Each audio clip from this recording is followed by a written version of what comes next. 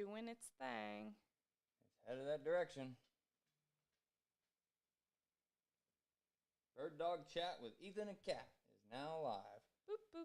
And we should be now live on YouTube. Okay. Verifying. We're live. Heck yeah. We didn't screw it up this time, guys. And by we, I mean you. Everything looks like it's working. I'm just going to mute this really quick so that we can... That's really strong. Did you stir it or something?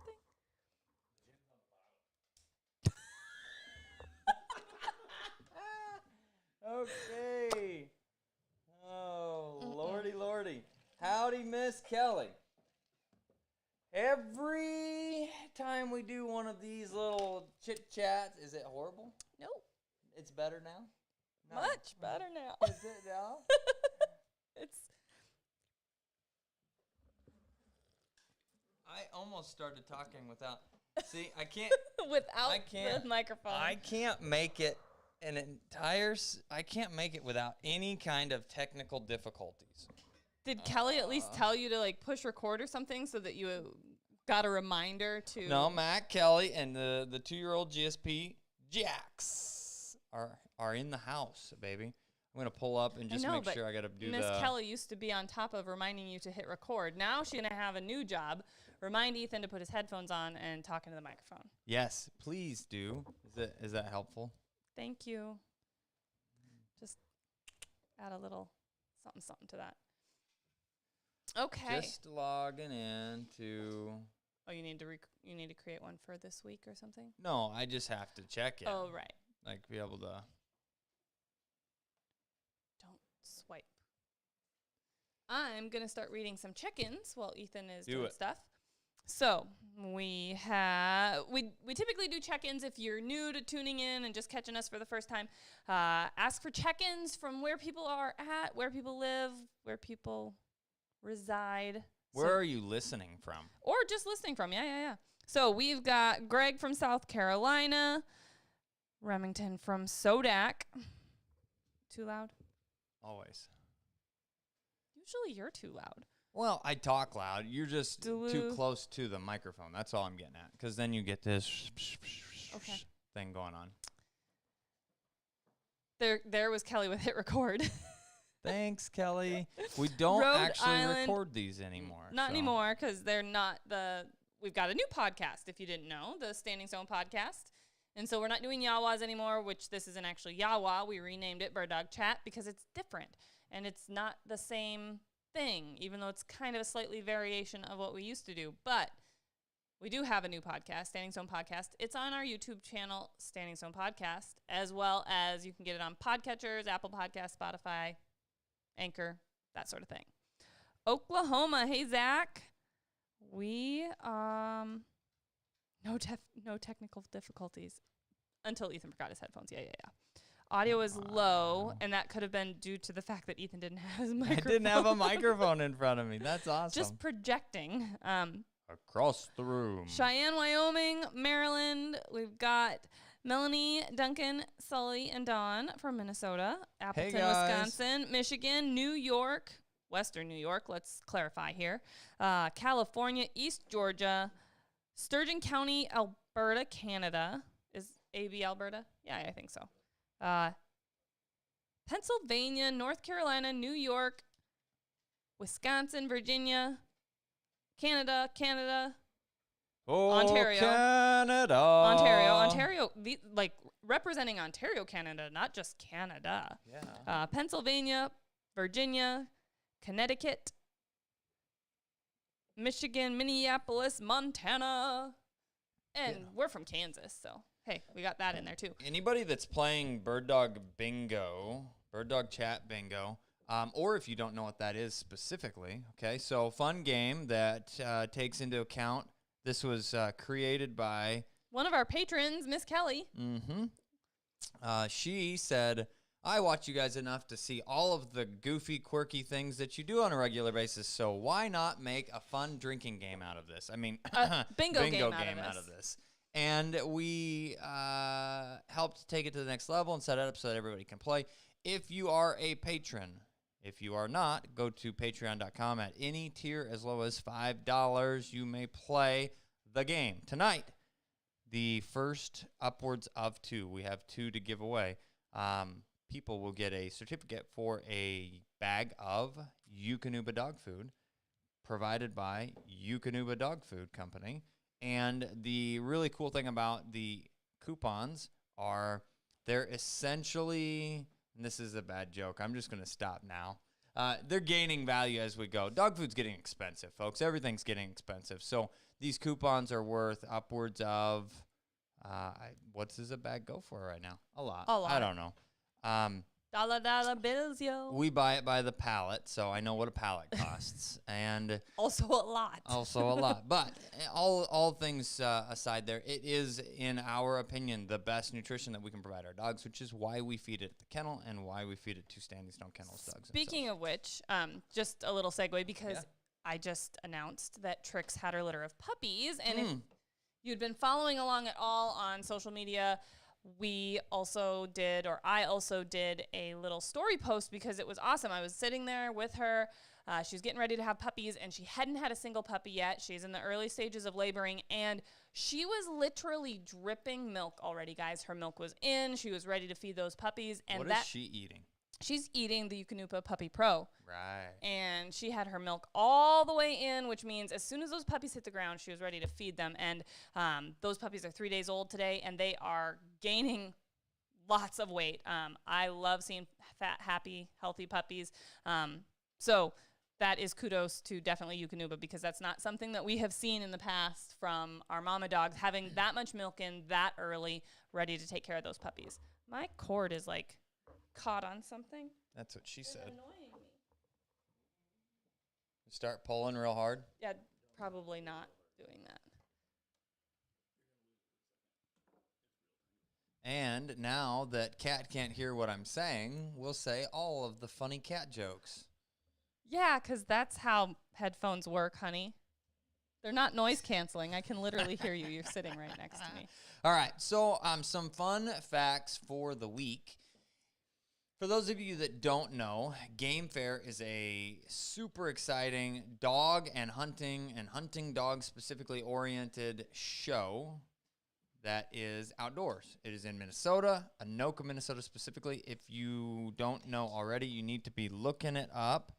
Yeah, we should put the link in again. We put it up last week because Ethan actually went last weekend, whatever, and was with These T Systems, which was an awesome opportunity. I wish I could have gone, but again, like I said, as whelping litters of puppies, well, not litters, plural, litter of puppies, so definitely needed to be here for Mama Trix and her first litter. So did you post that? I did not yet. Paul, let's do this. I'm going to do one thing to really help with this, because I could say, hey, can we need the link? And if our linkster is plugged in, just keep rolling. You got the game. I got this. So we're going to be, both of us this time, at Game Fair. No litters due. And we are going to be there with Eukanuba this time. We're going to be doing seminars twice a day on Friday and Saturday, and then one time on Sunday. Our seminar slots are at 10 a.m. and 4 p.m. And then on Sunday, we're going to do the 10 a.m. one. And then we won't be there for the 4 p.m. one. But if you guys want to stop by, say hi, meet us, ask some questions, see a couple of the dogs that we plan on bringing, definitely stop by the Eukanuba booth, stop by the seminars during seminar times. I'm actually going to clicker train Ethan to do something. I have not decided what yet. I don't know, something really creative, and maybe I'll take some suggestions from the audience. So first, I get to clicker train Ethan, and then we're also going to be talking about, are you trying to sign in? Yes, it's me. Also, the key to the perfect dog. And you may be saying to yourself, wait a minute, Ethan and Kat always say, there is no such thing as a perfect dog. So how do we get there? Well, stop by, say hi, find out, listen in on the seminar. Okie dokie. Oh, if you guys, I'm doing all the announcements since Ethan is off doing technical stuff. Vex became a Utility Prize 1 dog last weekend, thanks to, in big part, to Charles Coulter. He ran Vex at the Hawkeye chapter test, and through NAVDA, it's the NAVDA utility test. He got a prize 1, which is awesome, which means he is eligible, has the opportunity to run through the Invitational next year. So, and the Invitational is in Ohio. This year, the Invitational is in New Mexico. So, it will be a jaunt, but one that we are looking forward to making with him. It was a relay race.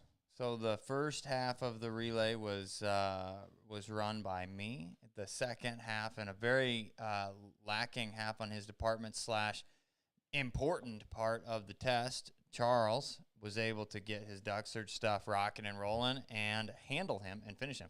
It's an interesting thing to do. Having help with some of my dogs by the awesome people that work with us is new. Yeah, we got to be in the client seat, if you will. Yeah. Not something we've done. I'm doing that with Bob a little bit too, but and Thunder out there in his Retriever Junior Hunt test, and he's got 3 legs now. 1 more, and he's a Junior Hunter Retriever, baby. I had to throw that out there for Bob, baby. Funny side of things. First and foremost, I'm just gonna say thanks, Charles. Again, I've told him like 100 times. Thanks for getting the stuff done, and we'll have lots more to do from here. But our little boy, Aiden, actually says baby all the time now, that I swear got from Bob or us teasing Bob about saying baby all the time. Hey, we actually have some people. I want to pop back over Sure. to Facebook because I've been kind of looking at the YouTube stuff because it was taking a little while for some of the Facebook stuff to pop up. So we also have a few people checking in: Springfield, Missouri, Arizona, Ohio, and we got Ileana from Kansas. Hey, Ileana. Ileana works for us at the kennel. She's doing a great job helping with the dogs. We have Pierce, South Dakota, Michigan. I want to know how Virginia. Buster's session at home went. Yeah. Yeah. We had a consult with her today with her dog Buster, learning about some collar conditioning, hopefully continuing that learning at home. Upstate New York, St. Charles, Iowa, another Canada, and San Antonio, Texas, Louisiana, and Melbourne, Australia. We have someone from Australia. I can't hear myself anymore. You broke your microphone, or Muddy did. What the heck happened? I mean, I can hear me. Go ahead and talk again. Talking. It's here. Yeah, it's coming out the backside. That was awkward. Australia, Seattle, Prince George, British Canada, Southeast Massachusetts, West Virginia. Are you going to unplug me again or something? Oh, Canada. Ohio. Tampa, Florida. I like just saying these names. It's fun. Mill Creek, Washington, Colorado, New Zealand, Ontario, Canada. This is amazing. I didn't know this was a place. Tasmania, Australia. Do you really have Tasmanian devils? Is that a real thing, or is that just like a Looney Tunes cartoon? I think we get people from us. Tasmanian devils are a real thing, but they don't look like the Looney Tunes character. I don't believe. I want to see a picture of one. I don't believe. I can't Wisconsin, 100% verify that. Hi from blank. Utah, Pennsylvania, Charlotte Airport, Illinois, Wisconsin. And somebody said they are going to stop by and see us Saturday at Game Fair. Awesome. That's what we want to know. They don't look like the Tasmanian devils at all. They kind of look like a badger-ish. It doesn't look like the Tasmanian. Now we have confirmed officially that they does do not exist, look anything like the and Tasmanian they are real. devil. Moving forward, this is just thoughts to make this more enjoyable for y'all. We could have, if we have this set up where OBS is, you could have like bopped that picture in for everybody to see. Yeah, we'll get there. We're getting there one step at a time. we got the live to stream. We need this switcher thingy. On time. Isn't that what it's called? Yeah, a switcher thingy. We have talked about this. If every week we can make one improvement to the live streams by the end of the year, it's going to be epic.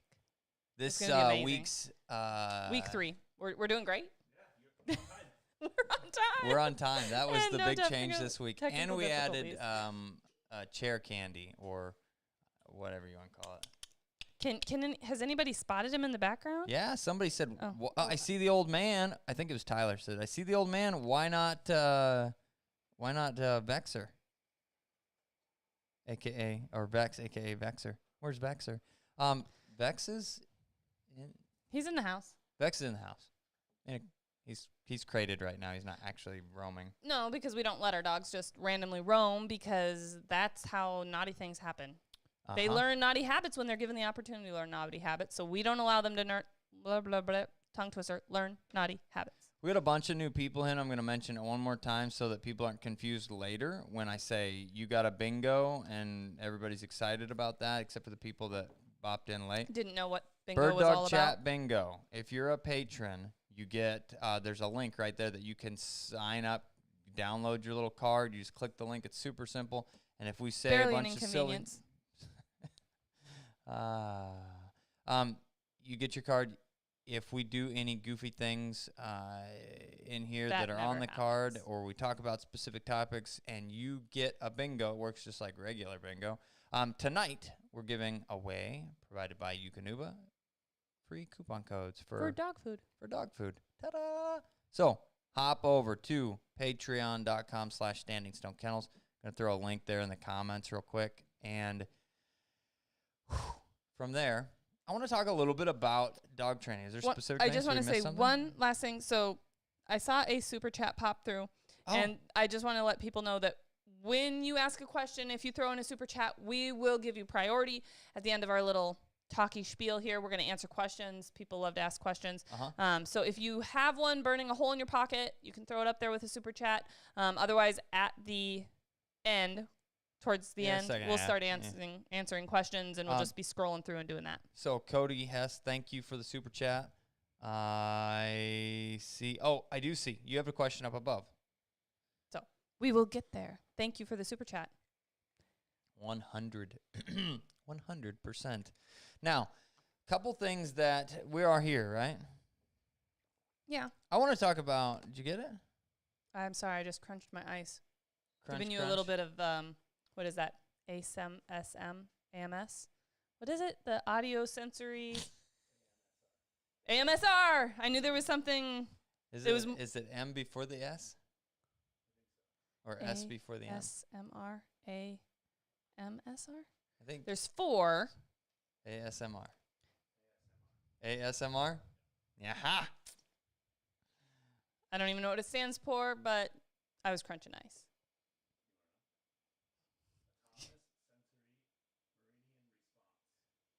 Autonomous sensory meridian response. Interesting. Now, Now fun fact. No, and I'll forget that by the next time I want to say that Exactly. acronym. And you'll be like AMS, also known as Lou Gehrig's disease. That sounded really insensitive of me. That wasn't my intention. Okay. Fun fact. I don't know about all of y'all, but I ate a hamburger for dinner because Me too. literally Surprise. Aiden. Man, this man is. It's a borderline. I don't know. He's building some kind of complex. I'm sure. Developing, and maybe it's just a little kid thing. I don't have a bunch of little kids, and I have 2, and one is older than the other, so we're in different development stages that I haven't experienced every day. And everywhere we go, like He wants a hamburger. he wants a hamburger. What do we want to eat for dinner? A hamburger. A hamburger. Now, Daddy. we did go through a Jimmy John's phase for a while there, and I'm Well, telling he you. likes Jimmy John's, but he also would. I mean, do you want to go to Jimmy John's? Do you want a hamburger? I want a hamburger. Yes. I mean, if that's the option. True. A hamburger. So guess what we had this evening? We had a hamburger. Now, my question for y'all is this, because this was a topic of discussion this evening, and I wasn't 100% sure which way everybody went. We have kind of gravitated to a single grill, and we utilize a Traeger pellet grill. So you get some smoke. We've got one of the slightly newer models that gets hotter, so you can actually come closer to grilling as With a little opposed smoke. with a little smoke. Now, I want to know everybody's opinion specifically on this. Do you have a pellet grill, a Traeger specifically, do you say, piss on all that? We need Do you charcoal, use a propane? Yeah. propane, and I sell propane and propane accessories. Yeah. There's options. We used to have a propane grill and a Traeger grill because I just had to have my burgers grilled, like on a propane grill. Or steaks. Or steaks. I had to have something. What was it? You don't even remember? I don't know. Probably steaks. So I think it was steaks. Now we're seeing the particularismness coming and with no particular reasons. No evidence. Coming out of this. So this must be a very, very much where our little boy gets it. I don't know 100%. But I do want to know an old Weber kettle to sear. Okay, so the old Weber kettle, I'm assuming you put charcoal in that, right? Is that what we're talking about? Yeah, those big black. What is a Rectech? I've not heard of this Rectech. It's a pellet. It's a pellet grill. Yeah, it's a pellet grill, but okay. So Weber kettle, burning orange charcoal. So we need to set up an event. I've already talked a little bit about this. Miss Kelly, creator of all amazing things, has honey. We cooked fish the other night and drizzled some honey, the Alaskan fish, drizzled some honey all over top of it. Honey that came directly Delicious. from the Northeast. Thank you again for that. And you explained how you make brisket to die for. So you were telling me a little bit about your grilling setup. It's a Weber kettle. You said it's a labor of love, I believe is what you categorized. Maybe you didn't, but husband and wife?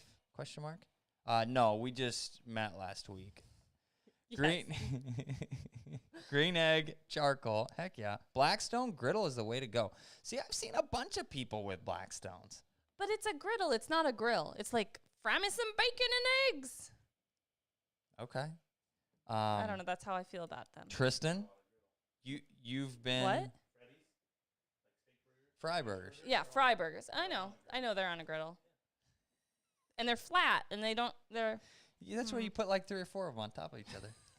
Okay. Very crispy. I am telling you right now, I've been talking about the old Blackstone, but I always think fajitas. That's the first thing that comes to mind. That too. Like, we're going to make breakfast fajitas. or fajitas. Yeah. Charcoal Or maybe, grill, nothing better. When they do the eggs, fried rice, flip you the thing.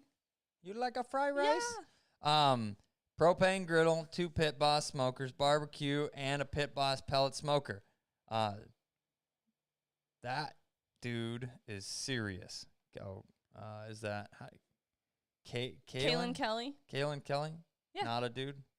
Sorry. I just mean gender neutral comment of individual is serious about grilling. Tyler said Traeger and a Blackstone for hibachi fun. There we go. Word. That's the word. Ching, I was ching, like, ching, ching, yeah. ching. Choo, choo. We knew what we meant. Yeah, okay. Traeger 100%, Traeger Life, Charcoal Camp Traegers. Chef pellet smoker grill, Interesting. Traeger all day, Rectech, and a green egg cover all the bases. Green Mountain pellet grills. That's my 2 cents from Facebook. I got assigned Facebook messages, so you guys should. Have you seen the new $2,500 Traeger King of the Dad neighborhood? That'll do everything. Nope.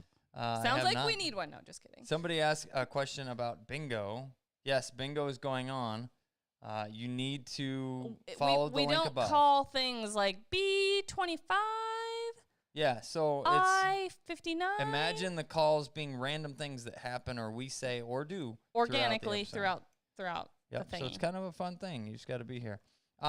Now, all of that being said, it looks like it's a fairly even split, and I think ultimately there's a lot of pellet grills rolling in. Various brands of pellet grills, it seems like. Aw, there's a thank you. So thanks for returning my call on Sunday. Yoder Smokers. But you live on the Bourbon Trail if you ever make it to Kentucky. See, I made a huge mistake. I got the opportunity to be in Kentucky for the Kentucky Derby and didn't take the extra day to go on some kind of bourbon extravaganza. I don't know. I know, but you also had a fairly newborn baby and mama to get back home to. 6 months old, maybe, not even. Yeah, well, yeah. Born in November, you were there in May. Mm-hmm. 7 months. 6 months. I don't know exactly where. Oh, yeah, 6 months. Cool. All right. Cool. That's live. That's what the old people say. So, moving on, the I want to hear your words. training story. So, Charles and Ethan were training today, and I want to know, like, were you wearing your watch? Do you know how many miles you put on? You guys talked like you were in the field forever and walked your feet off.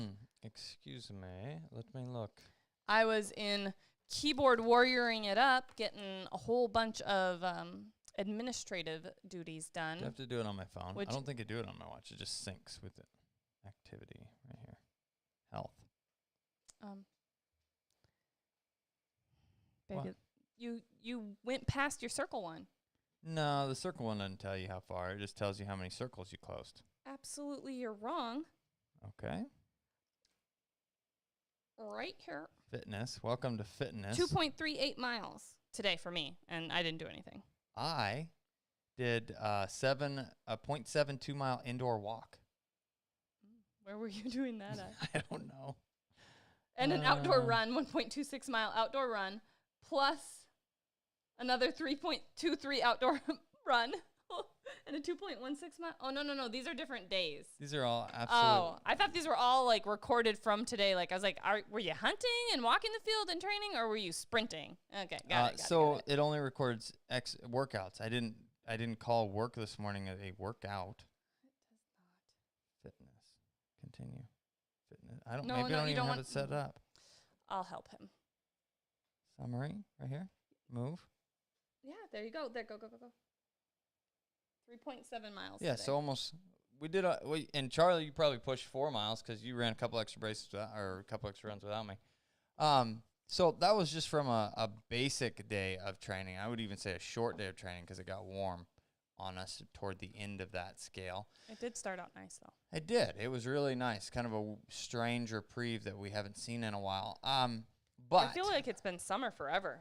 it has. I just pushed this over here to not be a distraction, and that's where we're pulling information from. So, Just give me it. okay. You tell your training story. Well, it was interesting because we talked a little bit about. Well, let me start with this. We got to do some really cool stuff.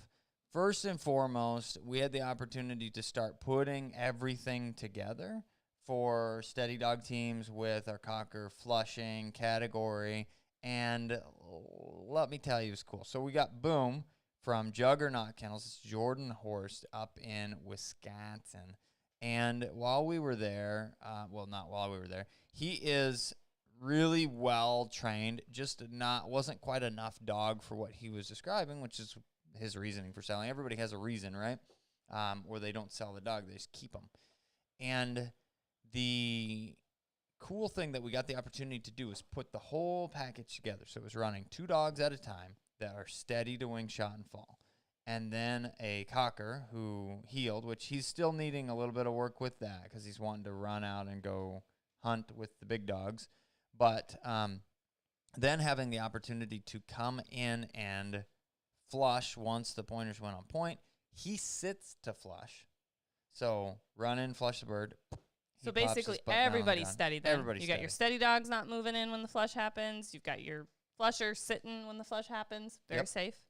Which, it was interesting to me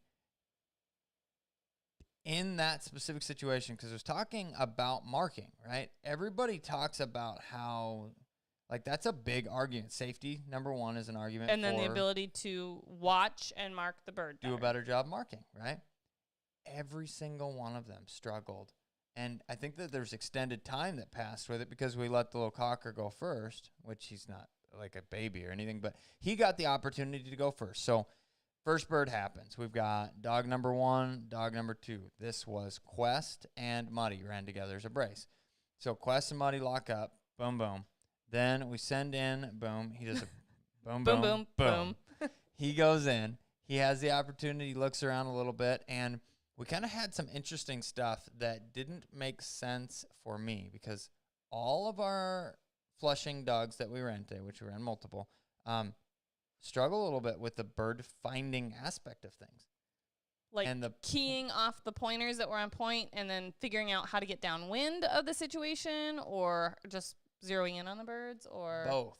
Okay. So it's not something that they've done a ton of, not enough of. They need to do more of. But at the same time, this cocker ran. Here's 2 dogs on point. Wind is blowing this way, right? Boom, boom. We got a couple bingos already. Really? All the bingos. Tyler's got a bingo. Kelly said she's got a bingo. Let's see here. We'll mark it. I said 2. We got 2 to roll with. Who? And on Facebook too? Anybody on Facebook? I don't see anything on Facebook. Who else? I missed something. Who's bingo? Nobody's got a bingo card marked. Oh, yeah, here we go. I got one marked here.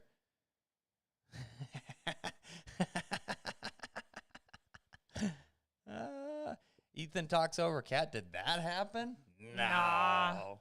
When my microphone was unplugged. Talked about Navda. We talked about Thunderbutt. Yep. You rolled your eyes at I'm cat. sure That's I did just at like least at least every time. 20 times. That's just, if you get Ethan, cat rolls eyes at Ethan, just check it because it automatically happens all the time. And then someone's location gets possibly mispronounced. That definitely happens. So whoever that one is, I need, how did we do this before? And this one. That one we definitely did ASMR, Vexer. D113E37. Who's that? Tyler. Okay, Tyler. That's Ethan talked over Cat, and Cat rolls eyes at Ethan. And what's the other number? Who? Turd. Matthew said he sent it on Patreon. Okay. Let me look real quick here. So it would have been Matthew, then Tyler, then Kelly. We'll just double check.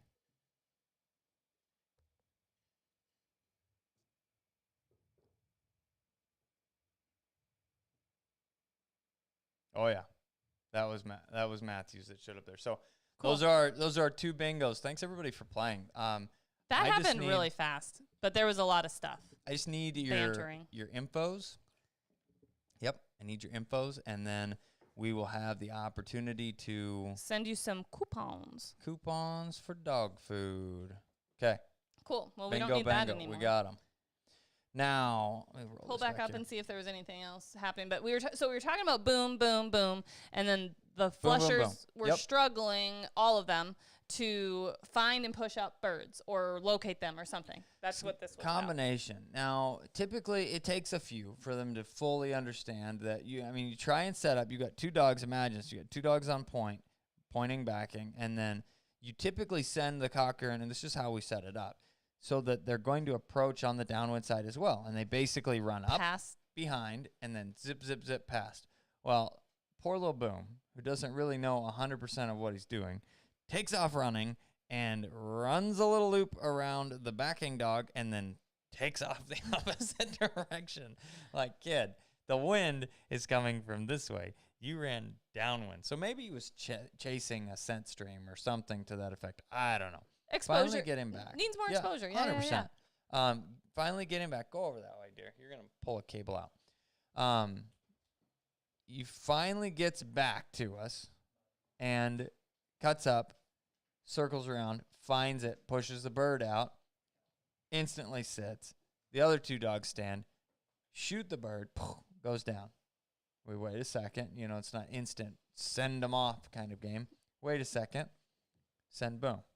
And a big part, I just want to throw this out there. A big Mhm. part of why you don't just instantly send them is because dogs anticipate things. So if you basically shoot that bird, send the dog, shoot that bird, send the dog, you're creating a routine, an understanding that as soon as the shot goes off, you're basically being sent. And then dogs will start to anticipate that and then start leaving before they're sent, leaving early. So And ultimately, so steady doing shot and fall is really a cool way to hunt and work dogs, but it is difficult to maintain with multiple dogs in a wild bird hunting situation if you are trying to also shoot. Because, again, dogs are really good at anticipating, and they anticipate when you're going to pull the trigger, and they time when you pull up, and they do all of these anticipating things. So we wait a minute. Send. Boom. There he goes. Off he goes. completely overruns, and bless his heart, he worked really hard at it, but bird dropped a little closer, and he's off in the hinterlands hunting for this down game. We give him a little bit. You know, it takes time sometimes for birds to mark. Once he's worked past it, also, then he doesn't have a wind advantage either in this situation. Correct. So he's out there working. I'm like, let's just send one of the other dogs, because they were also standing. They also watched and marked this bird, right? Or should have, right? So I sent, I think, who was the pointing dog? Quest might have been. I don't even remember, but I think this was Muddy and Quest. I think I sent Quest next. Do you remember? Muddy. I sent Muddy next. So I send Muddy. Thank you. And she takes off as well. Did Boom pull her to him? I don't think so. No, he was way off in no man's land looking. Okay. And she takes off, doesn't find the bird. And I'm like, Quest, go look. So I got all 3 dogs running around with the properly set up, better opportunity for dogs to have better marking and blah, blah, blah. And all 3 of them miss mark and cannot find this bird.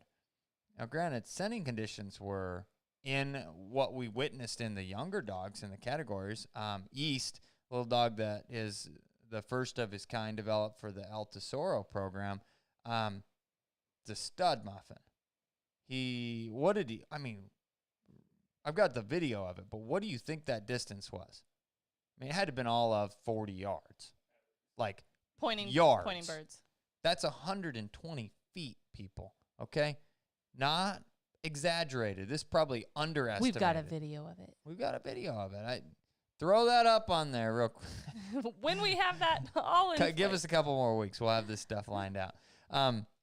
But, you know, so sending conditions were good. Yeah. Well, that's what I was going to say. It was and the cool. pointers found it. It had nice moisture in the air today. There was a little bit of breeze. It was a nice day for doing this. Now, the interesting thing for me about the situation is this is what I see. And maybe it comes down to we don't do enough, like, legit steady marking drills with the dogs. We just set up hunt test scenarios, truly. Yeah, you work a bird, you do the things, you get to go retrieve the bird that was shot for you, and there was nothing else that happened that pulled your focus from the situation that you had to remember where the bird was.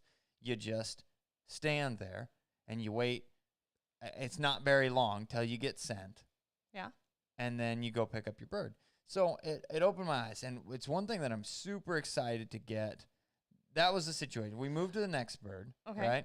And he did a little better about keying off of bird dogs, so they picked that up pretty quick. Found his bird to flush faster. Yep. Overran his mark again, which wasn't the end of the world. Cut back, picked it up, came back. So that was a better situation. Yep. Then on the last one, because we just set up 3 birds in that, he overran it again.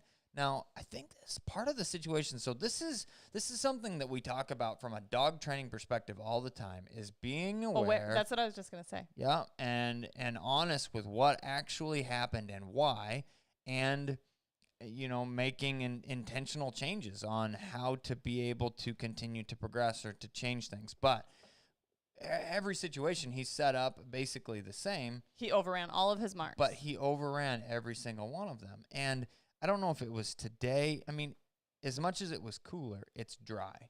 So you get a bird that hasn't sat there for a little while. It gets sometimes referred to as wind washing. I don't know how much of that. Like, I don't have a sniffer like a dog, so I can't tell you, oh, yeah, I can't really smell this as well as I could over here. But definitely they have the ability to build and radiate on the scent while they're staying in one location. It makes a hot spot. Mm-hmm. But bird flies out there, gets knocked down, tumbles through the dust bowl, right?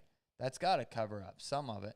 But at the same time, the way the wind was working and the way he was positioned, he flushes the bird and then sits down and then looks for direction. So he pulls his eyes off the situation. It's like, it's no different than when you and I shoot a bird, knock it down, look back over here because maybe another bird gets up and or doesn't, and you, whatever happens, right? And you look back this way and you go, I think it was over there, and you struggle. But if you walk right to it without taking your eyes off the situation, you have a little bit better chance of getting there. So all of this brought around the fact of, is steady to wing and shot actually better at, more than just the safety category, right? Safety, they're not running in front of the guns, but the other argument that happens a lot is steady to wing, shot, and fall is more beneficial or more helpful in allowing dogs to be accurate at marking because they're there and they're focused and they can see it down.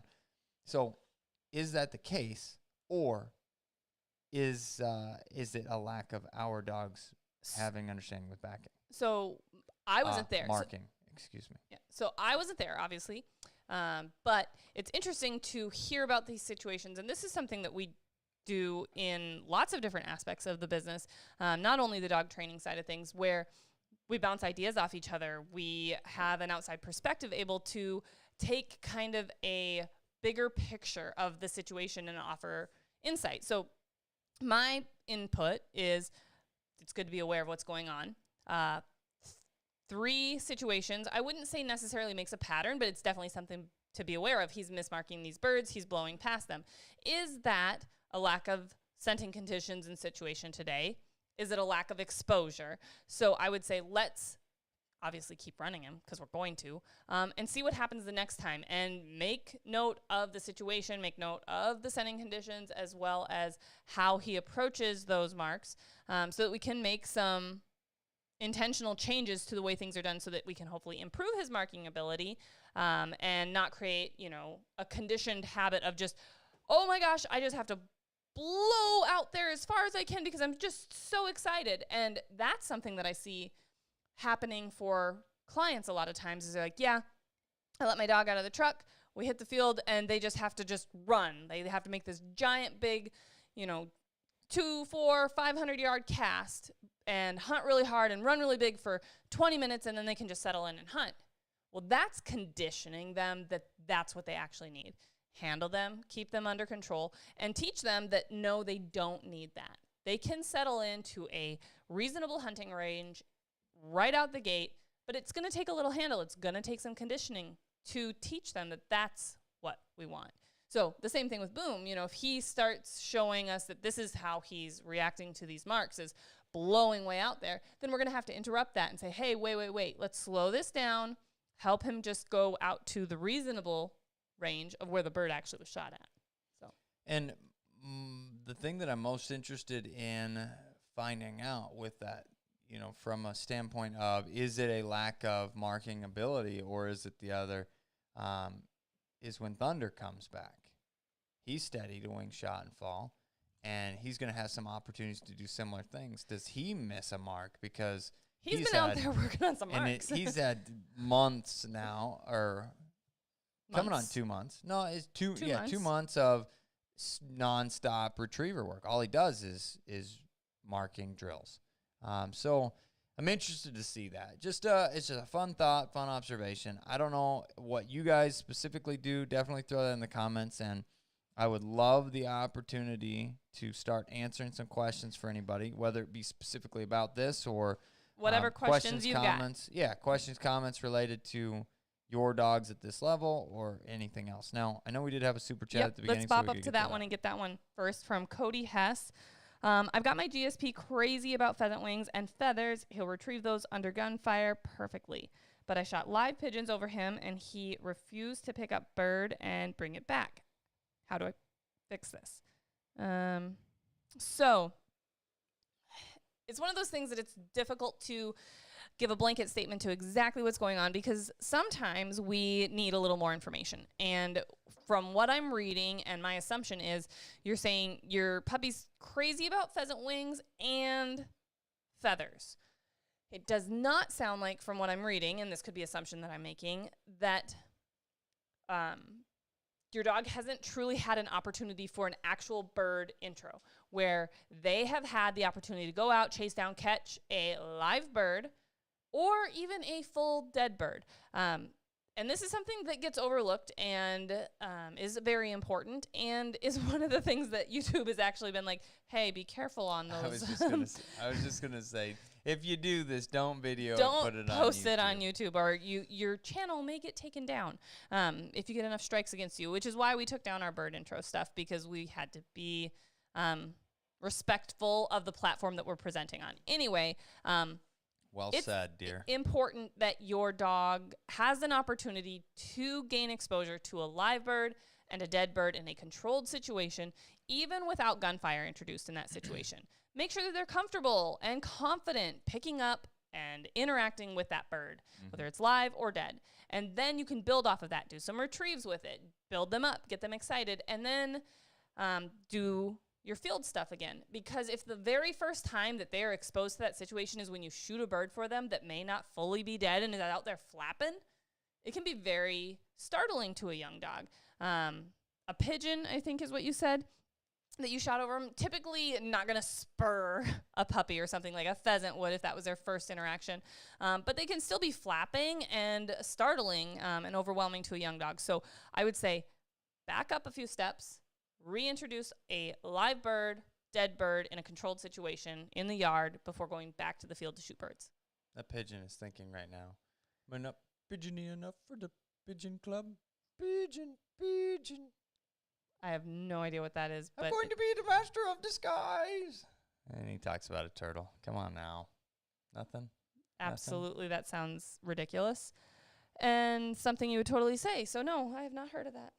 This is your phone. You look through your comments. I'm going back to Facebook and looking through my comments. Deal. It's a race. Aiden literally loves to race about everything. I'm going to beat you. Let's race. I'm going to beat you. Sorry, Cazador. You were disrupting the chat. I put you in a 300-second timeout. What?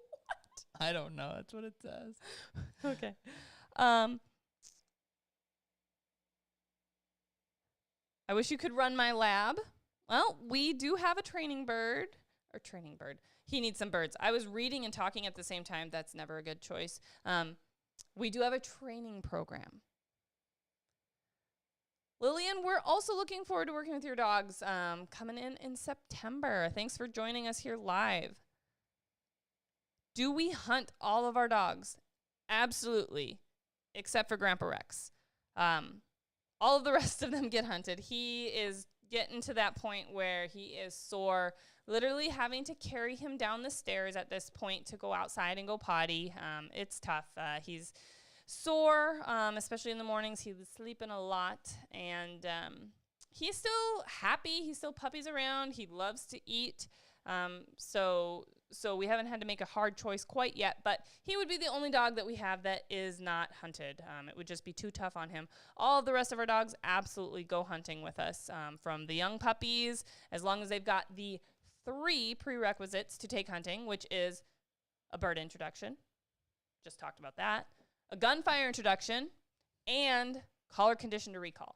You need your dog to come back reliably with collar conditioning.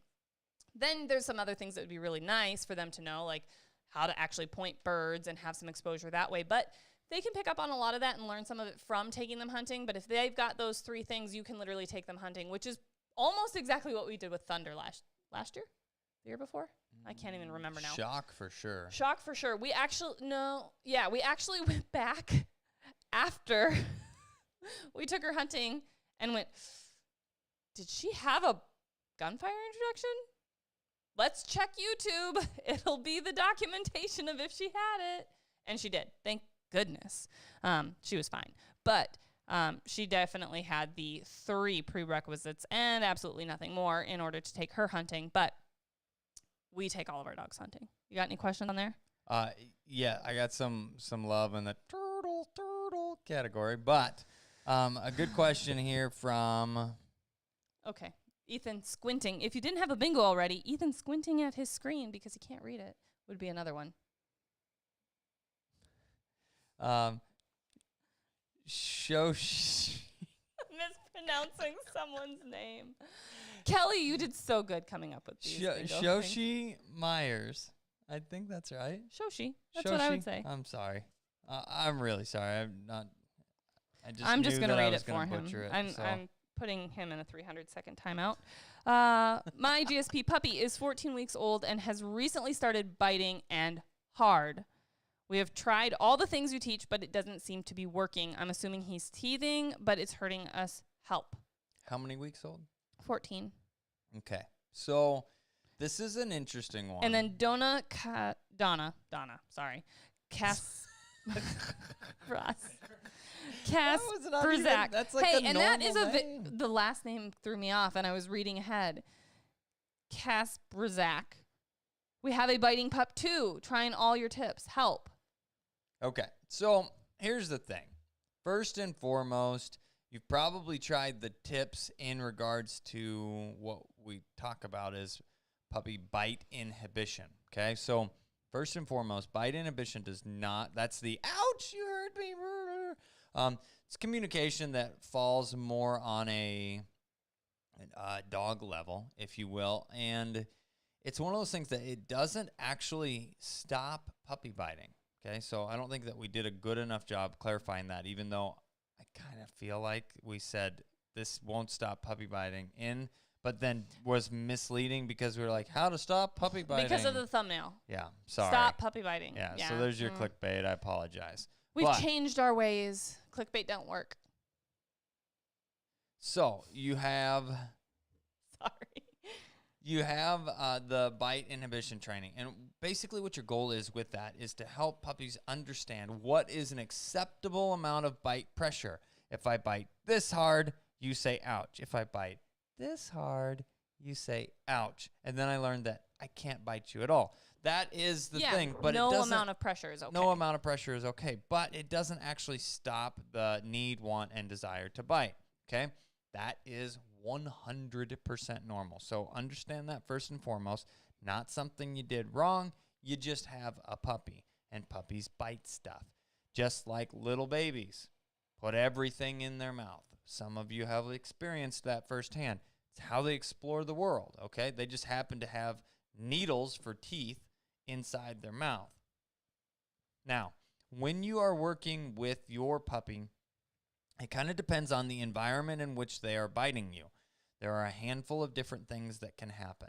If you're into the evening category of zoomies and attack and biting category, put the puppy to bed.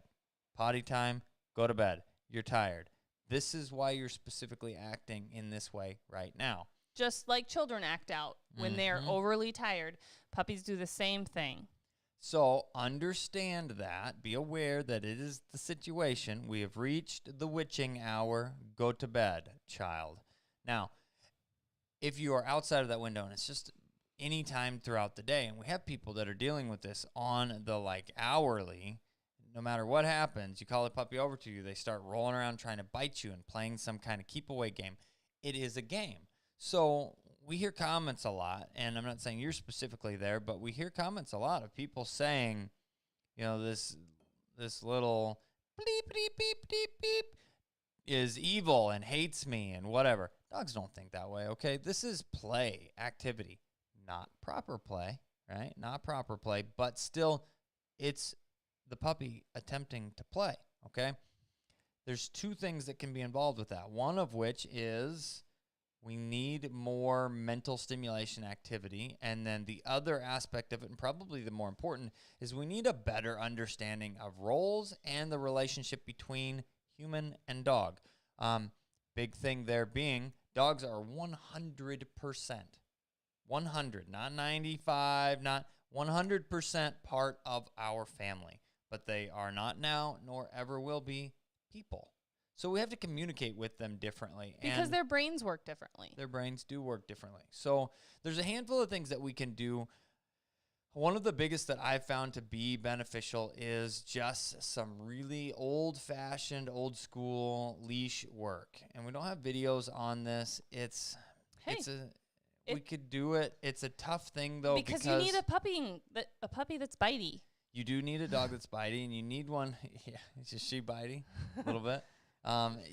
You need one that's bitey, and you need one that's bitey to the extent of where you're at now. Because at 14 weeks, we'll have already properly timed this and corrected it. And if you can start at 8 weeks and make the proper corrections, which would be, it's much easier to manage. yes, okay. So these are physical handling aspects of stuff. Okay, so a little puppy, you can grab them by the scruff of the neck. Puppy's here, they're biting your ankle, they're doing whatever. You can grab them by the scruff of the neck and pick them up and say, hey, this pulls the feet off the ground, and they're like, whoa, my whole world has just been flipped upside down. You say, no. Put them back down. Go on about your business. And you're basically interrupting the behavior and interrupting them in a sense that they actually understand that. Because just like our little boy Cade, who is in these stages of throwing his sippy cup on the ground after meals and hitting his brother, if you tell him, hey, Cade, no, he goes, ha, ha, ha, ha, ha, ha, and thinks it's hilarious. Which would be the equivalent of the saying, puppy continuing biting you. And it seems like it amps them up more. Exactly. Yeah, so 100%. you need to actually do something that interrupts that behavior, which is picking that puppy up. Or with our son saying, hey, no hitting. And he then goes, oh, I get that. That's not a good thing. Yep. So being able to have that connection makes a big difference. And if you're doing it with an 8-week-old puppy, unless they're extremely driven and bold and confident and whatever, this is like above the normal scale, it's going to solve the problem pretty quickly. The flip side of this, though, is where you're at now is what we're dealing with, right? So at 14 weeks old, my recommendation is going to be during this time period, unless it falls into the zoomy category, clip a leash to the puppy, stand on the leash so that we have minimal amounts, not on the leash, excuse me, stand next to your dog with the dog on the leash. We have a puppy that is going to be sitting next to you, standing next to you, or laying down next to you. If they try and bite or play, it's just going to be a short pop. Again, for the redirections, physical handling the same. It's going to be, you're going to see just a leash. Yep. Oh, you want to be a leash. Oh, I don't know. What am I being? I don't know. You're being a puppy's head that's got a leash attached to it, and I can go. It's not much, all right? It's not jerking the puppy across the room. It's a sharp pop type of, let me see if I, one more time in the microphone. It's a pop type of motion that's got to be sharp. It's got to be abrupt. It doesn't have to be forceful, aggressive right, to the extent of ripping the dog's head off via their collar, okay? A pop on the collar redirects focus, and your puppy's going to look at you like, whoa. You say, no, okay? Similar timing there. We've got to be, this means something. Just like any amount of pressure that we're using, whether it's collar pressure with the e-collar, leash pressure, we're always using the lowest level of pressure necessary to get the desired response. So we are using the minimum amount of pressure to actually interrupt the behavior and get focus, right? get the puppy to go, oh, stop doing that. Got it. Yep. Little leash pop. It's going to redirect focus, and it's going to say, oh my goodness, I'm sorry. And you say, yep. And then when they're sitting there behaving, standing, laying down, something proper, then you can say, good dog. That's it. Not overly. Go ahead. I was going to say my caveat to that, which is I think where you were going, is don't do that in an overly excited manner, because that's just going to re-amp up your puppy. Throw and then gasoline on the fire. And then you're going to have to re-correct, and most likely correct with more force than you did the last time. So don't feed into it that then you have to correct it. So the dog you pet is the dog you get. So if you interact with that dog calmly and tell them, good dog, that's one thing. If you're like, oh, good puppy, then they're going to be like, ah, attack. Did you just unplug yourself? No, I just bumped it, though. Okay. Sorry. I got too excited. All right. Great question. I have Very a question. popular one. It's a very difficult thing to work through. So if you're still having issues, please don't hesitate to reach out. Patreon.com/standingstonekennels. This is a pretty quick and easy one from Facebook from Cody Gross.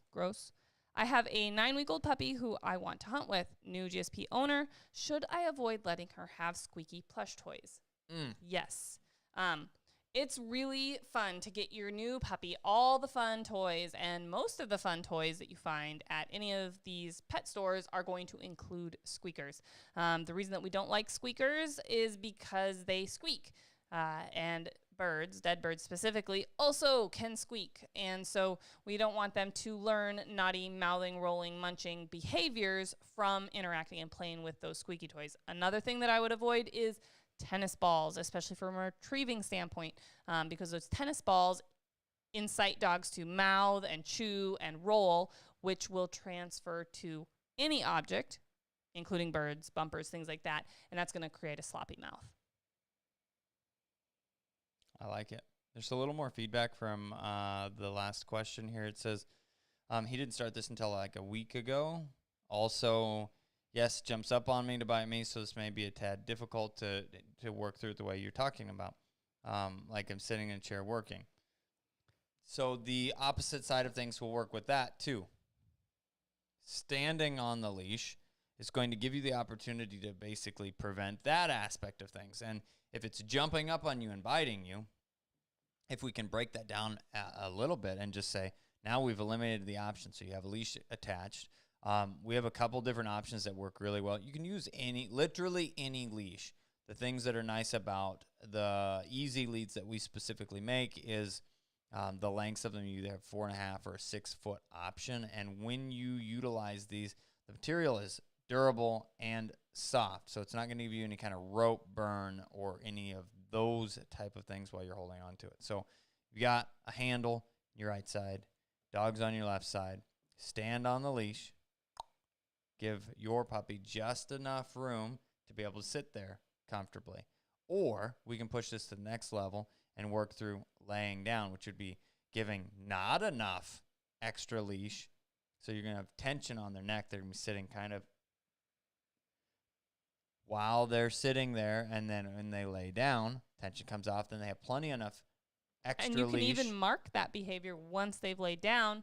Click reward. Yep. You can shape do that behavior. So ultimately, though, what we're doing is preventing. You're aware of what's happening. You're aware of when it's happening. You're sitting in a chair working. The other side of it is we can eliminate that all the way around. And this comes into my favorite training behavior of all time, which is place training. 14-week-old puppy is very close to understanding how to stay on a dog bed. For longer durations. Yep. And then moving into collar conditioning. So you can say, stay on a place. For example, can you see him okay? I don't know. Maybe if I'm in the way. Oh, yeah. Yep. There he is. Nick's on the chair. Everybody else saw it just now.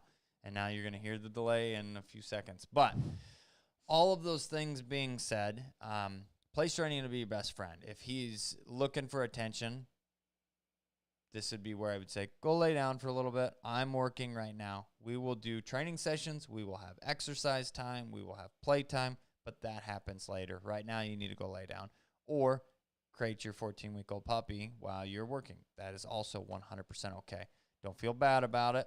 Crate time is a very important part of development. That's actually awesome because Kayla Met from Facebook said tips for crate training while working at home. We have a 5-month-old GSP struggling a little during crate time during the day. He hears us up moving around throughout the house. So that's actually really good that you're recognizing that. It's also really good that you're crating your puppy while you're at home working. That is so important, and I think that a lot of people don't do that. I don't want to say the C word, but COVID, I think, taught a lot of puppies some... I had no C word. I had no idea what C word you were going to say. I had him guessing. It's like, this could get salty. No. So taught some puppies some bad behaviors because people were home. They were home all the time, and their puppies weren't crated at all while they were home.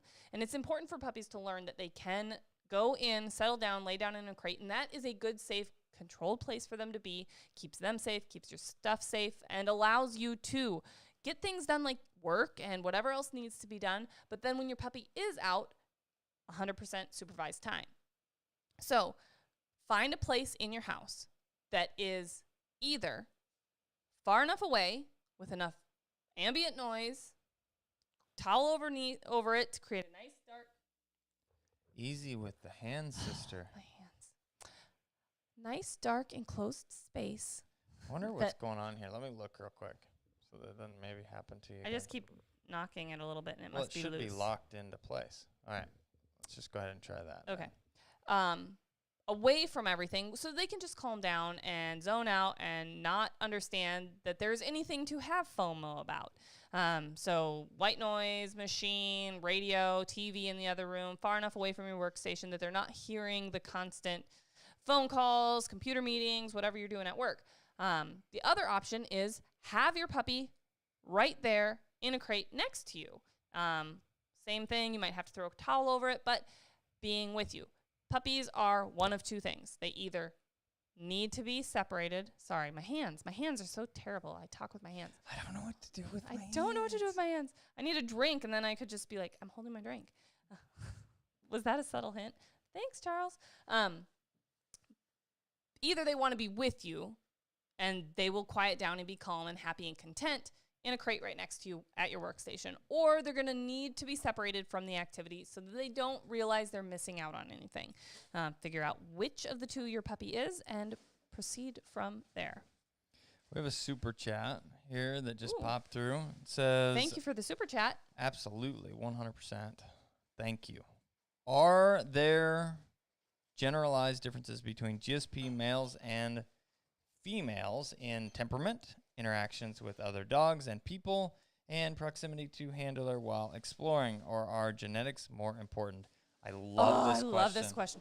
I want this to be an entire podcast. I don't think we got enough to talk about for an entire podcast. Have you talked to me before? Okay. So, generally, do you want to take this? You seem so excited. Go for it. Well, you can definitely chime in. Roll, but babe. So biggest differences are going to typically be size between a male and a female short hair within the same litter. Are we specifically male and female dog, whatever breed, doesn't really matter. Between litters, you're going to see bigger differences. Between breeders, you're going to see bigger differences. But between males and females within the same litter, you're truly not going to see a ton of difference if the breeding's done consistently. Males are going to be bigger, like I mentioned, and then you're going to have male parts and female parts. So heat cycles, and you're going to have, marking outside type things that males can do. From a temperament, trainability, livability standpoint, you're not going to see drastic differences between males and females within litters because they're very similar. But you got a whole podcast over there as you're running out of things to say I'm not in running 2 out minutes and 35 seconds. I can come up with a lot more to say. I'm trying to downsize and consolidate. But then with differences between litters, those litters are being bred for specific things. So my Thunder litter might produce different puppies than my Clay litter, which we're not breeding Clay yet, but just suggestion of differences. So having a little more higher powered litter and a little more low-key litter. Now that means males and females within that litter are going to be similar. Males and females within the Thunder litter are going to be similar. Then in that litter, sure, you're still going to have, which we just talked about this a little bit in a podcast, that there are going to be puppies that shade a little towards one end of the spectrum of being a little more powerful, a little more go-getters, and a little more on the low-key, laid-back side. But those are splitting hairs within the litter because we're building and breeding on consistency. However, that high-powered dog might be a female, it might be a male, and the lower-key dog might be a male, might be a female. So genetically speaking, that's where you're going to see your differences between litters, and even between breeders, I would argue, you're going to see even bigger differences because we as a whole, our breeding program is focused on breeding. Stop making those funny, silly, goofy, smiley faces at me. I feel like you don't agree or you are biding your time to say something and get me. It's a trap. But I feel like we are specifically breeding for versatile hunting companions with an emphasis on upland. We like to hunt our dogs in the field, backing, retrieving naturally. Sure, I want them to be able to swim, make water retrieves if necessary, but I'm not breeding our dogs specifically to be the next best duck dog. And then also the livability side of things. Like, Nick's sleeping on the chair, and all the dogs that we have in the house hanging out, being part of the family, interacting with our children. That is another thing that we're breeding for. Not every breeder has the same goals and desires for their breeding program, so are breeding for different characteristics, and you're going to see bigger differences between those breeders than between males and females. False. Black bear. Okay. Bears beats Battlestar Galactica. So, Thanks, Charles. I definitely need another one waiting on Ethan's false black bear statement. That's funny. So ultimately, though, the only thing I was going to add to it specifically, it's the equivalent of saying all men are this way, all women are this way. It doesn't apply. Broad generalizations. Yep. And there are some things that you can make that are most of the time accurate. Like most males will be bigger than most females. Most females have female parts. Most males have male parts. All in this situation. But it's one of those things that it really comes down to the breeding, just like you said. It comes down to the breeding. What is producing there? How do the males and females act from that litter? And I would say that the question is one that we get asked a lot because it is so subjective and everyone has their own opinions because they have kept 3, maybe 4 dogs over their entire lives. They maybe had 3 males and 1 way female. Too small a selection. It's too small of a sample to truly make a determination on, because also there's a very good chance that you got those dogs from different breeding programs, different litters, things like that. So you're not really comparing apples to apples or apples to bananas. So I hope that answered your question thoroughly. And thank you for the super chat. We appreciate it. And I still would really like to at least incorporate this question into a podcast of some sort because I think there truly is a lot of information about it. Real man of genius. What? Budweiser. What other question we got? Let's pick one more and then. What's up, man? Charles has one.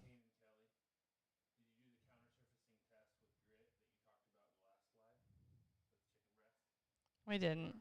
No. Oh, yeah. We were going to do that because she wouldn't figure it out. Yeah. So the question was asked, who, I don't know, where was it at? Was it on Facebook or YouTube?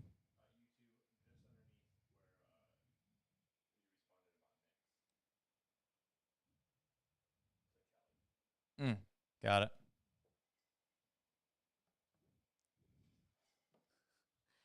You know how there's that feature that you can change the font size on your phone? Ethan's ADD is kicking in hard. Yep. So, the question was in regards to if we did some random thing that we made up while we were here last week. We did not. The answer is we probably forgot about it. Most definitely forgot about it. Literally the moment the camera turned off, I forgot about it. I'm sorry. But it was a test of whether or not Grit would steal chicken off the counter. She absolutely would. And I don't believe that she you think Okay, Grit would? we're doing it. We are doing it. I'm writing it down. Chicken breast test. All right, so cold beer, absolutely. The real deal here, though, was I feel like the gender of the dog is important when you already say you have a. Okay, so that's interesting. Somebody made a comment in regards to. Is it going to show up as backwards? I wonder. No. Oh, I don't know if it was a mirror. Is it there? Chicken breast test, baby. Should we set up cameras and video it? Yeah. Okay. How long are we supposed to do this? Because I'm going to be right, and it's literally going to happen instantly when we leave the room and have chicken breast on the counter and grits in the room. Like 5 minutes? 5 minutes? Do I get a high-low on this? Okay, so we will leave for a period of time. Pick the period of time. Think hard about it. We'll come back to that. Well, I want to know if there's stipulations involved. Is she just has she been kenneled? Is she free roaming? What is the scenario here? Whoa. What? I thought it was going to be a quick question. Where's the bourbon? Sorry, I don't have bourbon tonight. Gin and tonics. We drank some gin, and I'm on to some Budweiser King of Beers. Now, the real question, though, comes down to somebody made an interesting comment that said, I feel like that the gender matters more if you already say you have a beepity-beep female in the house. We do there's a lot of children that watch this, so we try and keep it as clean as possible. I would stay away from another beepity-beep female, or maybe you could expand on that. So this is talking about the differences in multiple dog type of situation. Where does that play in? People, I think, more commonly hear about males being an issue, right? You don't want two dominant type A males. That could be a problem. They'll bump chests and then start fights, right? So really, you have the same, and it's interesting you mentioned females specifically in this. Two intact, having full of hormones, females or males are going to be your worst potential opportunities if there is the chance for something to arise. Now, again, I truly feel like that is genetic temperaments in general, because we have lots of males. Need a box. Okay, maybe not lots. We've got like Ethan. we have a handful of males and quite a few females, and the thing about them all is they all get along really well. The females all get along, the males all get along, the males and females get along, things like that. Now, sure, if a female's in heat, the guys are on high alert, and we definitely need to be like, hey, separation. But I would not say that, I don't want to add another male to our mix because I'm afraid that the males aren't going to get along, or vice versa. Yeah, literally, if we had an issue with a male or female not getting along, they would not be part of the program. Spayed, neutered, and if they can fit into a household, we would find the right situation for them. That's how that would work. So on the flip side of that, though, that is a real problem that people deal with if dogs aren't regulated properly within the house. If you allow them to do their thing, they're going to establish some level of a pecking order, especially when all the parts are there, and you could have issues, including but not limited to dog fights that end up with thousands of dollars of vet bills. So it's part of it, but if you're looking at how do I keep two dogs together, male, female, is your most risky for accidental pregnancies, and then spayed and neutered, any combination of the above doesn't matter anymore. Spayed and neutered males, or neutered males, spayed females, neutered male, spayed female together, neutered male, intact female, spayed female. Okay, we don't need the whole chart of options here. I gave the chart. Okay. You got one more quick one? Yes, here's a quick one. This one's a good one. Jason, Sorry, y'all. We're Facebook, there. Jason Elliott. What food do you feed, and do you change it when they are working hunting longer days? This is a good one. So we feed Eukanuba premium performance dog food. I'm trying to make it quick, so I'm not going to try and talk too fast, though. Our sometimes older dogs with a little bit slower metabolism, or when they're not working as hard, we feed the 26-16 formula. When they are in kind of, constant training, a little bit younger dog, we'll feed the 30-20 formula. During hunting season, if I've got a dog that is struggling to hold weight a little bit when they're working exceptionally hard, Eukanuba actually has a formula called Work, which is a 30-28 formula. And then we do utilize the Puppy Pro. We put all of our pregnant females on that, as well as we feed it to our new puppies. Ta-da! That was really quick. Was there anything else that you wanted to add to the food thing? The only thing that I would say to the food thing is we fell into the situation before of food label is all life stages. Let's be honest, and this was presented to me in this way, conversation-wise.